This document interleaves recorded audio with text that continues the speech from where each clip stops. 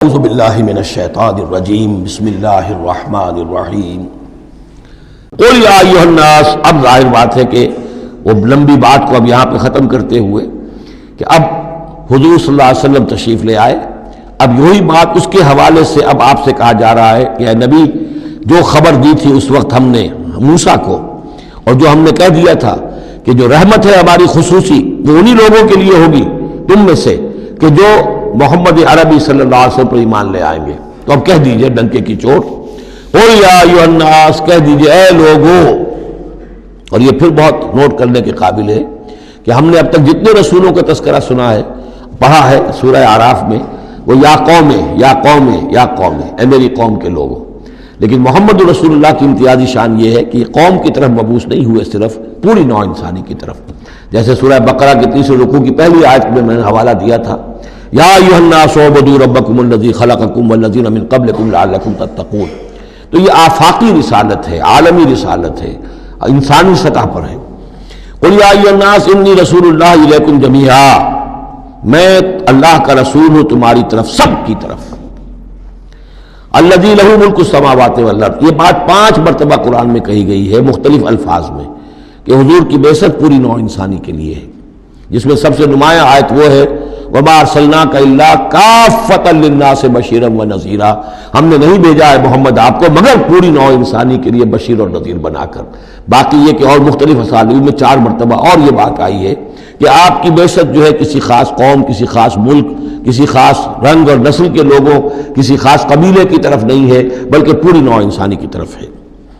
قل یا ایھا الناس انی رسول اللہ الیکم جمیعا الذی لہ ملک السماوات والارض، میں اس اللہ کا رسول ہوں جس کے لیے آسمان اور زمین کی بادشاہی ہے، لا الہ الا ہوا، اس کے سوا کوئی معبود نہیں، یحیی و یمیت، وہی زندہ رکھتا ہے اور وہی موت وارد کرتا ہے۔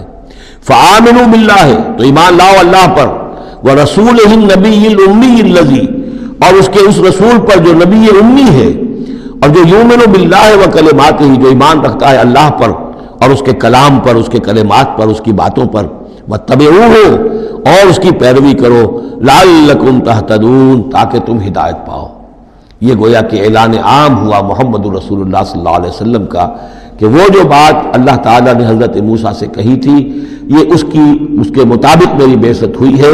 اور اب گویا کہ جیسا کہ میں نے آپ کو بتایا تھا، یہ تمہید ہے، تیاری ہو رہی ہے، چونکہ مدینے کی طرف سفر کرنا ہے، یہ صورت پہلے نازل ہو گئی ہے تاکہ وہ ذہن تیار ہو جائے اس کے لیے کہ اب یہود کے 3 بڑے بڑے قبیلے وہاں پر آباد ہیں، ان سے براہ راست اب سابقہ پیش آئے گا۔ ابھی تک براہ راست خطاب یہود سے نہیں ہوا، یا بنی اسرائیل سے کوئی خطاب نہیں، گفتگو ہو رہی ہے محمد رسول اللہ سے یا اہل مکہ سے یا حضور کی وساطت سے مسلمانوں سے، لیکن یہ کہ وہ باتیں ساری وہ آ رہی ہیں کہ جن کا اب محل جو ہے واضح ہو جائے گا ہجرت کے بعد۔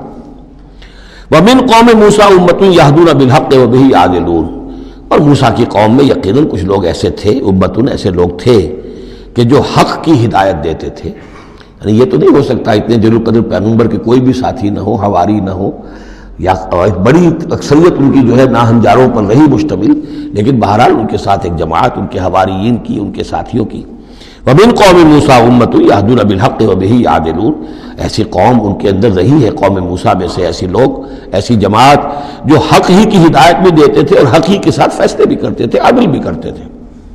وَقَطَّعْنَاهُمْ اثْنَتَيْ عَشْرَةَ أَسْبَاطًا أُمَمًا، اور ہم نے انہیں علیحدہ علیحدہ کر دیا 12 بڑی بڑی قبیلوں کی جماعت میں، اسباط امما، بار جماعتیں بن گئیں، علیحدہ علیحدہ ان کی امتیں بن گئیں، علیحدہ قبیلے بن گئے، کیونکہ یہ 12 بیٹے تھے حضرت یعقوب علیہ السلام کے، اور ان میں سے ہر ایک سے ایک قبیلہ چلا ہے۔ تو ابھی وہ انسان کا جو تمدنی ارتقاء جو ہے ابھی قبائلی دور میں تھا، لہذا اس قبائلی نظام ہی کو اللہ تعالیٰ نے ان کے لیے باقی رکھا۔ چنانچہ پانی بھی جب دیا تو 12 چشمے، تاکہ ہر قبیلے کا چشمہ علیحدہ ہو اور یہ آپس میں لڑیں جھگڑے نہیں۔ ہر قبیلے کا کوئی اپنا سردار ہے، اس کا اپنا ایک نظام ہے، کوئی نزاع ہو گیا ہے تو وہ آپس میں اس کو حل کر سکتے ہیں، لیکن اگر بین القبائل معاملہ ہو جائے تو پھر اس کو حل کرنا جو ہے مشکل ہو جائے گا۔ وَأَوْحَيْنَا إِلَىٰ مُوسَىٰ إِذْ اسْتَسْقَاهُ قَوْمُهُ، اور ہم نے وحی کی موسیٰ کی طرف جب کہ پانی طلب کیا ان سے اس کی قوم نے، أَنِ اضْرِب بِعَصَاكَ الْحَجَرَ، کہ اپنے اسی عصا سے، اپنی لاٹھی سے ضرب لگائیے چٹان پر۔ فم بجست منہ اثنتا عشرۃ عینا، تو اس میں سے 12 چشمے پھوٹ بہے. یہ بات ہم پڑھ چکے ہیں سورہ بقرہ میں.